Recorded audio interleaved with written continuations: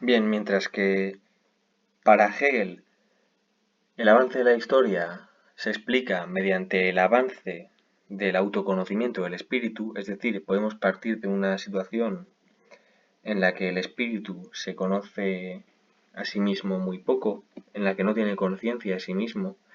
Esto implica en la historia una fase muy poco racional, una fase muy primitiva, una fase, por ejemplo, en la que la humanidad aún no es consciente de los fenómenos naturales que le rodean, en la que aún no puede explicarlos si no es aludiendo a mitos o a dioses. Y luego podemos avanzar a otras fases en las que el espíritu poco a poco va siendo más consciente de sí mismo, se va desplegando más, se va autoconociendo más. Y esto tendría para Hegel un reflejo en la historia. Pues, por ejemplo, eh, el paso inmediatamente, eh, el paso de después, vaya, sería aquel en el que los seres humanos ya comienzan a darse explicaciones racionales, ¿verdad? Hegel, por ejemplo, pues en este sentido, por relacionarlo con la unidad uno, sí que estaría de acuerdo con la hipótesis del milagro griego, ¿verdad? En un momento dado, la razón se conocería a sí misma más y esto tendría como reflejo que la humanidad comenzase a darse explicaciones pues más racionales y ya no apelase a divinidades o mitos. Marx, por lo contrario, defendería la idea de la lenta evolución. Y esto solo digo para explicaros la diferencia entre uno y otro, no por hablar más de la unidad uno, sino porque Marx, en todo caso, lo que considera es que son las condiciones materiales, son una serie de circunstancias, por ejemplo, históricas, económicas, sociales, políticas, lo que hicieron que ciertas personas tuviesen unos pensamientos hasta entonces no vistos, tuviesen pensamientos filosóficos. ¿Cómo podemos explicar el surgimiento de la filosofía en Atenas? Bueno, pues por una serie de circunstancias históricas concretas. Esta es la diferencia entre Marx y Hegel principalmente, ¿verdad? Las ideas para Marx que nosotros tenemos, la filosofía, la ideología, la religión, son el reflejo de las condiciones materiales. Para Hegel, las situaciones históricas, las condiciones que tenemos, son el reflejo de el desarrollo de la razón. Marx dice que él con su filosofía lo que hizo es poner a caminar a la humanidad sobre sus pies, que con Hegel la humanidad estaba caminando sobre su cabeza. Es decir, esto es simplemente un símbolo para dar a entender que con Hegel la humanidad avanza por el avance de la conciencia y de las ideas y de la razón. Y para Marx la humanidad avanza por la lucha de clases, por las condiciones materiales, por la lucha por las condiciones materiales.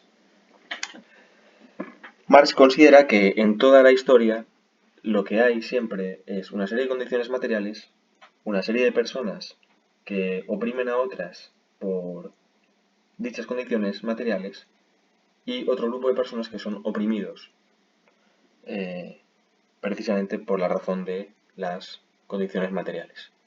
Siempre hay un señor para todo esclavo y un burgués o un capitalista para todo proletario. Cuando tenemos una tesis, una situación inicial, es decir, una persona que está acaparando todas las condiciones materiales, lo que Marx dice es que lo natural es que surja un efecto de reacción por parte de aquellos que no se están beneficiando de ellas, por parte de aquellos que están pues viviendo en condiciones de vida muy lamentables, muy limitadas, y que necesariamente van a luchar por esas condiciones materiales. Es decir, tenemos una tesis que serían los opresores, una antítesis que serían los oprimidos, y de la lucha de ellos dos surgiría una síntesis que sería un nuevo momento. Aquí coincidimos con Hegel, efectivamente superador de lo anterior. Por ejemplo, hay una clara diferencia entre la relación del amo y el esclavo y la relación del capitalista y el proletario, ¿verdad? Han pasado muchos siglos y hay una clara diferencia, aunque la dinámica sea muy parecida. Es una situación superadora.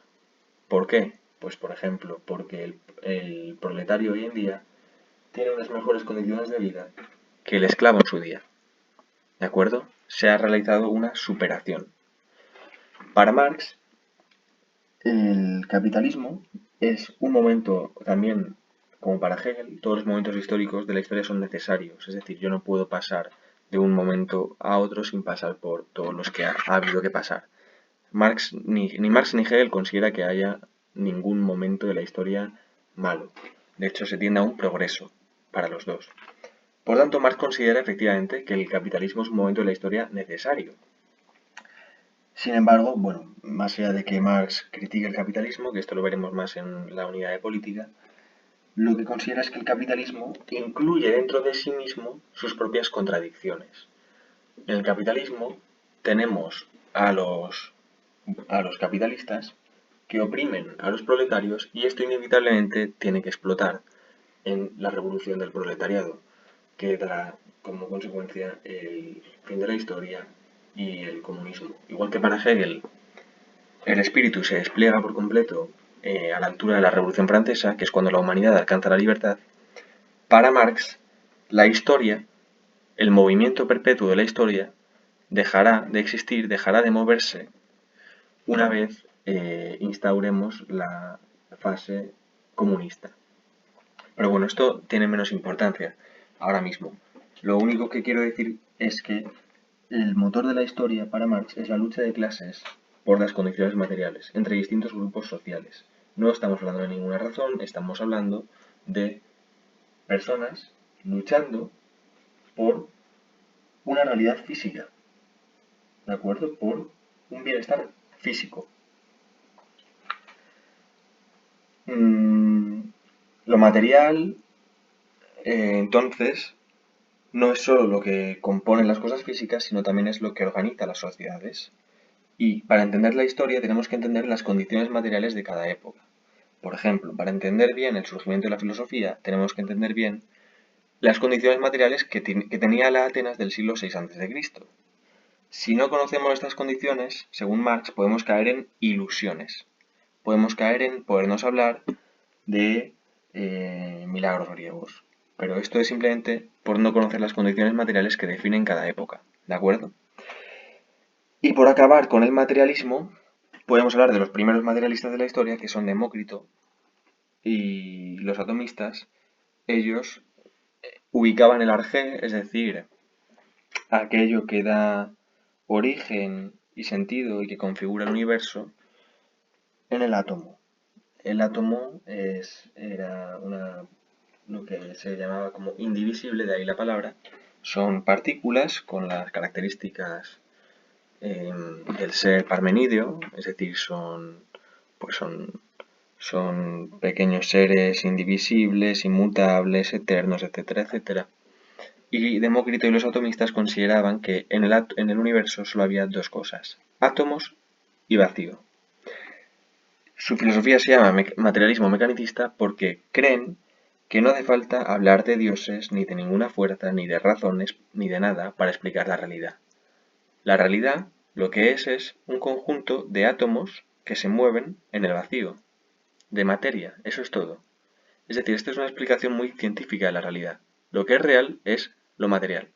Nuestro mundo es materia en movimiento. Todo lo que no es materia en movimiento no es real.